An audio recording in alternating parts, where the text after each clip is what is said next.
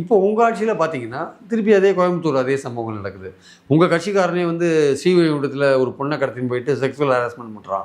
உங்கள் கட்சி வேட்பாளர் பூந்தமல்லியில் அவர் மேலே செக்ஸுவல் ஹராஸ்மெண்ட் கேஸே இருக்குது. அவருக்கு நீங்கள் டிக்கெட் கொடுக்குறீங்க, அவர் நிற்கிறார். உங்கள் கட்சிக்காரங்க பல பேர் போதை மருந்து கடத்தலில் வந்து கடந்த 1 மாதத்துக்குள்ளே அரெஸ்ட் ஆகியிருக்காங்க. கடந்த 1 மாதத்துக்குள்ளே உங்கள் கட்சிக்காரங்க பல பேர் பாலியல் குற்றங்களில் அரெஸ்ட் ஆகியிருக்காங்க. அந்த குற்றச்சாட்டில் கைது பண்ணப்பட்டிருக்காங்க. ஆக்சுவலாக இதில் கவனிக்க வேண்டிய விஷயம் என்னென்னா, மக்கள் சொல்கிறாங்க என்ன சொல்லனா, போதை வஸ்துக்கள் பற்றி நாங்கள் தகவல் கொடுக்குறோம் போலீஸ்க்கு, ஆனால் வந்து அப்புறம் வந்து நாங்களே தாக்கப்படுறோம், அப்போ போலீஸ் வந்து தகவல் வந்து லீக் பண்ணுறாங்க அப்படின்னு மக்கள் சொல்கிறாங்க.